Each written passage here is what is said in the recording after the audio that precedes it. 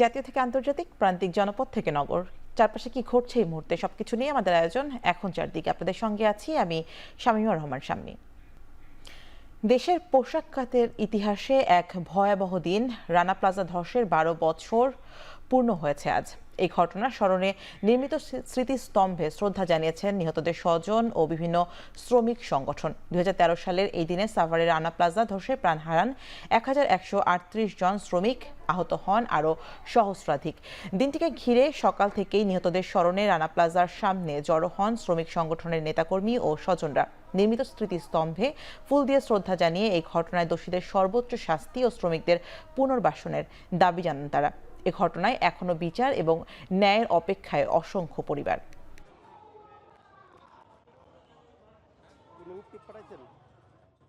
12 বছর পূর্ণ হয়ে গেল। আমরা অনেক কষ্টেই মনে করেন যে আমাদের দাবি, যে আমরা এখানে আসছি, আমাদের ন্যায্য দাবি, আমাদের পাওনা সরকারতে আমাদের দিয়ে দিক, আমাদের পুনর্বাসন করে দিক। আর আমরা সুচিকিৎসা চাই। দোষী রানার এবং দায়ী ব্যক্তিদের এখনো আইনের আওতায় আনা হয়নি। তারা দাঁড়ে দাঁড়ে ঘুরে বেড়াচ্ছে। আমার এই শ্রমিক যারা নিহত হয়েছেন তাদের পরিবারকে এখনো কোনো ক্ষতিপূরণ দেওয়া হয়নি। যারা আহত শ্রমিক রয়েছেন তাদের কোনো পর্যাপ্ত পরিবারের চিকিৎসার ব্যবস্থা করা হয়নি। গত 12 বছর যাবৎ এই ঘটনায় যারা নিহত হয়েছেন ১১৩৮ জন, তাদের বিচার হয়নি। আমরা মনে করি যে এই বিচার যদি না হয় তাহলে বাংলাদেশ একটি কলঙ্কের ছাপ থেকে যাবে বাংলাদেশের ললাটে। রানা প্লাজার হত্যাকাণ্ডের মামলা দ্রুত নিষ্পত্তি করার উদ্যোগ নেওয়ার কথা জানিয়েছেন শ্রম ও কর্মসংস্থান সচিব AHM শফিকুজ্জামান। আর মামলায় এত বছরেও নিষ্পত্তি না হওয়া খুবই হতাশাজনক বলে মন্তব্য করেছেন ব্যারিস্টার সারা হোসেন। সকালে জুরাইনের রানা প্লাজায় নিহত শ্রমিকদের স্মরণে দোয়া ও মোনাজাত অনুষ্ঠানে এসব কথা বলেন তারা। এ সময় শ্রমিক নেতারা নিরাপদ কর্মপরিবেশের দাবি জানান। অনুষ্ঠানে সারা হোসেন বলেন, রানা প্লাজা ধস ও শ্রমিক হত্যার সঙ্গে যারা জড়িত তাদের বিচার করা জরুরি। আর শ্রম সচিব বলেন, একটি ফৌজদারি মামলা 12 বছর ধরে বিচার শেষ না হওয়া হতাশাজনক। এ সময় রানা প্লাজা তাজরিন ফ্যাশনের মামলার বিচার দ্রুত শেষ করার উদ্যোগ নেওয়ার কথা জানান সচিব। এর আগে শ্রমিকদের স্মরণে শ্রদ্ধা নিবেদন করা হয়। রানা প্লাজা ভবন ধস কেন ঘটলো সত্য উদ্ঘাটন আমরা করতে চাই। শুধুমাত্র কয়েকজনকে সাজা দিলে চলবে না, আমাদের বুঝতে হবে যে কেন এই ঘটনা ঘটলো এবং এরকম এইভাবে একটি ভবন তৈরি করা, সব ধরনের আইন উপেক্ষা করা, তাদের পেছনে কারা ছিল, কেন এই ধরনের অবহেলা হলো, কোন কোন কর্তৃপক্ষ এটার সাথে জড়িত ছিল, সেটা আমাদের জানা দরকার। একটি ক্রিমিনাল কেস 12 বছর ধরে চলছে। এখানে 450 না 494 জন সাক্ষী। এটা তো আপনার সমস্ত ঘটনা, এটি কি প্রমাণের কোনো কিছু রাখে? যতগুলো মামলা এই রানা প্লাজা রিলেটেড আছে এবং এরপরে তাজরিন ফ্যাশন রিলেটেড যেগুলো আছে, এই মামলাগুলো একটু আমরা যদি সেন্সিটিভ এবং টপ মোস্ট প্রায়োরিটি হিসেবে ধরি, এবং এটা আমার মনে হয় যে একটা সেন্সিটিভ মামলার লিস্টে এনলিস্ট করে যে 1 বছর পরে এখানে আবার আমরা আসব, তখন যেন আমরা বলতে পারি যে এই 1 বছরে 12 বছরে যেটুকু হয়নি, এই 1 বছরে এতটুকু অ্যাচিভমেন্ট হয়েছে। বাংলাদেশে বিনিয়োগ করতে বিদেশি বিনিয়োগকারীদের আহ্বান জানিয়েছেন প্রধান উপদেষ্টা ডক্টর মোহাম্মদ ইউনূস। কাতার সফরে বিভিন্ন দেশের বিনিয়োগকারীদের সাথে রুদ্ধদ্বার বৈঠক শেষে এই আহ্বান জানান তিনি। বুধবার কাতারের রাজধানী দোহায় এই বৈঠক অনুষ্ঠিত হয়। এ সময় বাংলাদেশের বিনিয়োগ করতে উৎসাহিত করেন প্রধান উপদেষ্টা। তিনি বলেন, অন্তর্বর্তী সরকার বাংলাদেশকে অর্থনৈতিক হাব হিসেবে তৈরি করতে যাচ্ছে। এ সময় বিনিয়োগকারীরাও বাংলাদেশি বিনিয়োগের আগ্রহ দেখায়। বিশেষ করে বিভিন্ন পণ্য উৎপাদন, জ্বালানি, ব্যাংকিং ও পর্যটনে বিনিয়োগের সম্ভাবনাকে কাজে লাগাতে চায় বিনিয়োগকারীরা। প্রধান উপদেষ্টার বৈঠকে উপস্থিত ছিলেন মালদ্বীপের সাবেক সহকারী প্রধানমন্ত্রী, মালয়েশিয়া ও কাতারের রয়্যাল পরিবারের সদস্য সহ প্রবাসী বাংলাদেশিরা। কাতারের বিনিয়োগকারীদের জন্য একটি বিশেষ অর্থনৈতিক অঞ্চল প্রতিষ্ঠার প্রস্তাব দিয়েছে বাংলাদেশ। পাশাপাশি কাতারের সাথে আরও গভীর অর্থনৈতিক সম্পর্ক স্থাপনের প্রত্যাশার কথা জানিয়েছে প্রধান উপদেষ্টা ডক্টর মোহাম্মদ ইউনূস।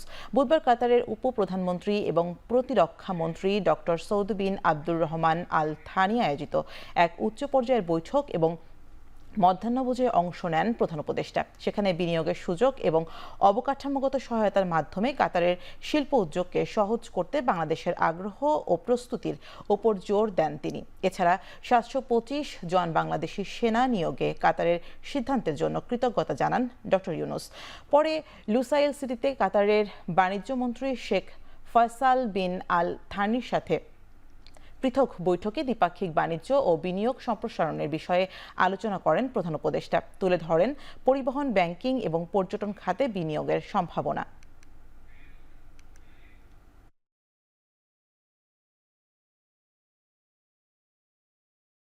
কাতার পৃথিবীর প্রচুর দেশে ইনভেস্ট করে এবং বড় বড় অনেক কোম্পানি, পৃথিবীর বড় বড় অনেক কোম্পানিতে তাদের ইনভেস্টমেন্ট আছে।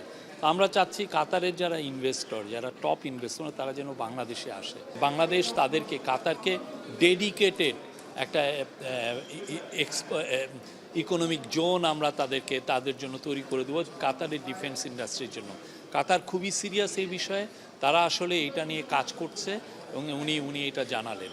তো কাতারের সাথে যে আমাদের যে সম্পর্কটা আজকে আমরা বলতে পারি যে এটা যে আরও এগিয়ে যাচ্ছে, তার এটা একটা সাইন। ভারত ট্রান্সশিপমেন্ট সুবিধা বাতিল করলে বাংলাদেশের রপ্তানি কমবে না।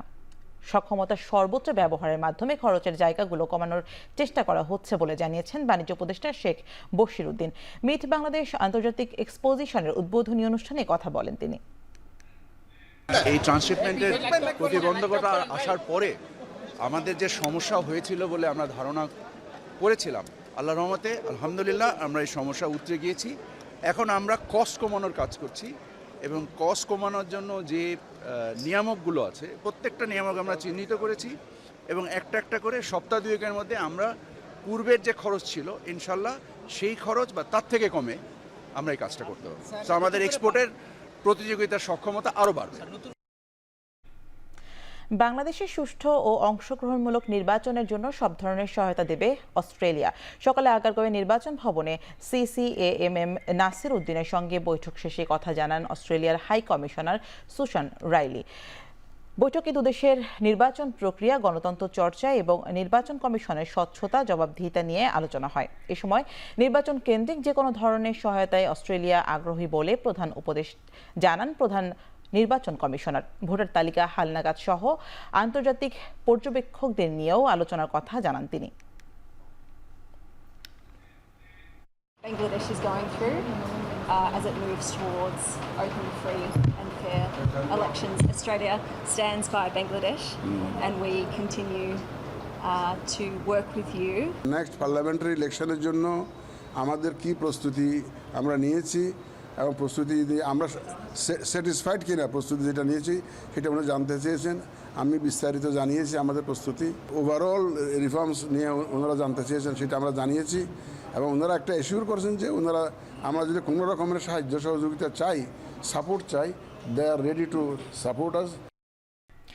খুলনা প্রকৌশল ও প্রযুক্তি বিশ্ববিদ্যালয়ে ফিরেছে স্বস্তি। ভিসি ও প্রভিসির দায়িত্ব থেকে অব্যাহতির প্রক্রিয়া শুরু হয় শিক্ষার্থীদের মুখে এখন বিজয়ের হাসি। দীর্ঘ 57 ঘন্টা অনশন আর 2 মাসের আন্দোলনের পর সকাল থেকেই ক্যাম্পাসে উল্লাস করছেন শিক্ষার্থীরা।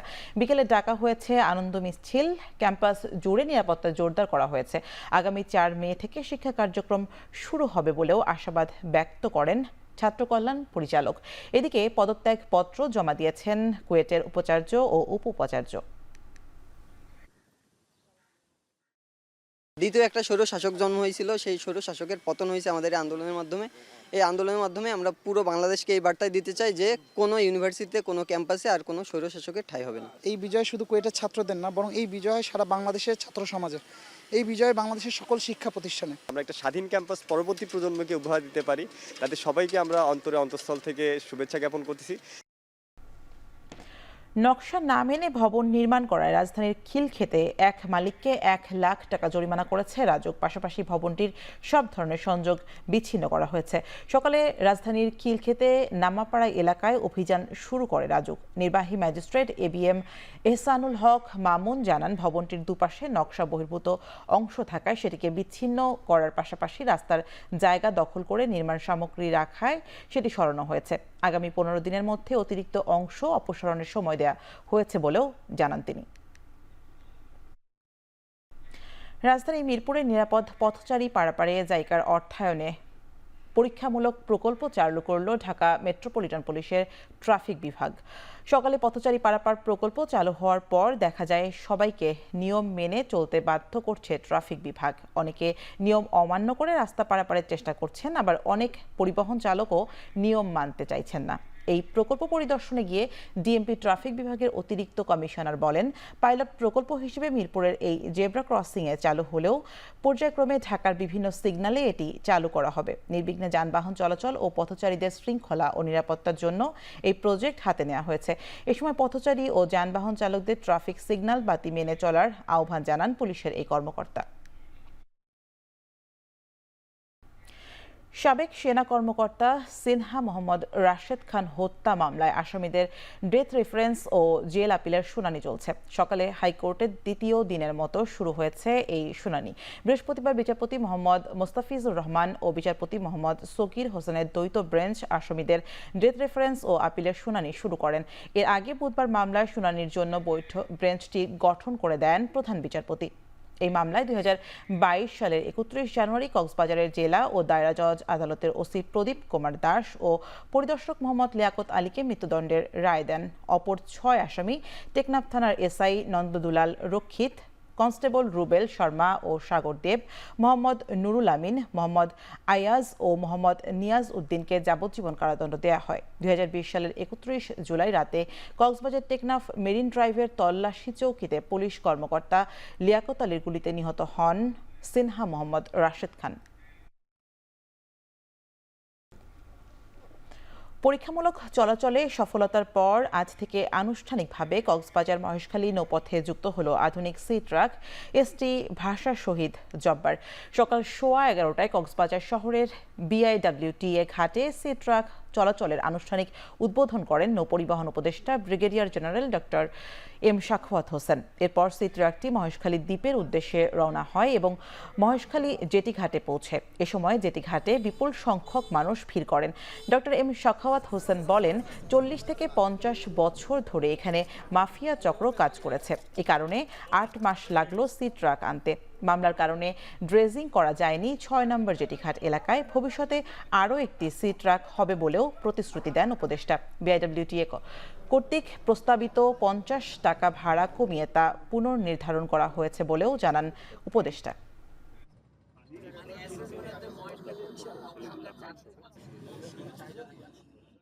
কোথায় কোথায় স্টে অর্ডার আছে ওটা ছাড়া বাকিগুলো আমরা দখলমুক্ত করি।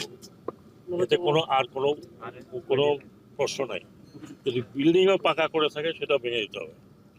অবৈধ দখল এখানে মুক্ত করা হবে, কিন্তু আমার নদীকে মুক্ত না করা পর্যন্ত কক্সবাজারে আমরা যে বন্দর করব সেটা কার্যকর হচ্ছে না। কক্সবাজারের সি বিচ আজকেও সেটা দেখতে গেলাম, ওইখানে যেভাবে করে নির্মাণ কাজ চলছে এটা যদি লাগাম টেনে না ধরা হয় তাহলে সাধারণ মানুষের সি বিচ কিন্তু ব্যক্তির সি বিচ বা প্রতিষ্ঠানের সি বিচ হয়ে যাবে। এটা হতে দেওয়া যাবে। জম্মু কাশ্মীরের পেহেলগামে 26 পর্যটক নিহতের ঘটনায় পাকিস্তানকে পরোক্ষভাবে দায়ী করেছে ভারত সরকার। এরই মধ্যে পাকিস্তানের সঙ্গে পানি চুক্তি স্থগিত ও সীমান্ত বন্ধ সহ বেশ কিছু কড়া পদক্ষেপ নিয়েছে নয়াদিল্লি। দুই দেশের সিন্ধু পানি চুক্তি অনির্দিষ্টকালের জন্য স্থগিত করার পর্যাপ্ত পানি পাওয়া থেকে বঞ্চিত হবে পাকিস্তান। ভারত পাকিস্তানের গুরুত্বপূর্ণ আটারি ওয়াঘা স্থল সীমান্ত বন্ধ ঘোষণা এবং পাকিস্তান হাই কমিশনের সব সামরিক উপদেষ্টাকে বহিষ্কার এবং অবাঞ্ছিত ঘোষণা করেছে নয়াদিল্লি। পাশাপাশি দুই দেশের হাই কমিশনে কর্মকর্তাদের সংখ্যা 55 থেকে কমিয়ে করা হবে 30 জন। পাকিস্তানিদের ভারতে প্রবেশে সাময়িকভাবে বন্ধ সহ পাকিস্তানিদের ভারত ছাড়তে 48 ঘন্টা সময় বেঁধে দেওয়া হয়েছে। প্রধানমন্ত্রী নরেন্দ্র মোদীর উপস্থিতিতে কেন্দ্রীয় মন্ত্রিসভার নিরাপত্তা বিষয়ক কমিটির বৈঠকে এসব সিদ্ধান্ত হয়। গেল মঙ্গলবার পেহেলগামে পর্যটকদের লক্ষ্য করে গুলি করে সন্ত্রাসীরা। জিম্বাবুয়ের সাথে শেষ টেস্টের জন্য জাতীয় দলের স্কোয়াডে ডাক পেয়েছে এনামুল হক বিজয় ও তানফির ইসলাম। সিলেটে 4 দিনের জিম্বাবুয়ের কাছে হারার পর চাপে পড়েছে বাংলাদেশ দল। প্রথম টেস্ট হারের দিনই ঘোষণা করা হয় চট্টগ্রাম টেস্টের স্কোয়াড। দীর্ঘদিন পর জাতীয় দলে ডাক পেয়েছেন বিজয়।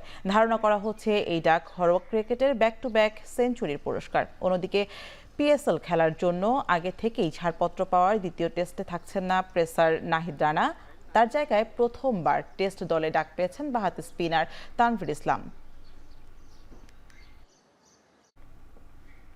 শেষ করছি এখন চারদিকের আয়োজন। এখন টেলিভিশন ওয়েবসাইটে দেখতে ভিজিট করুন www.ekon.tv, ফেসবুকে দেখতে ভিজিট করুন facebook.com/tv.ekon এবং ইউটিউবে দেখতে ভিজিট করুন youtube.com/c/ekontv।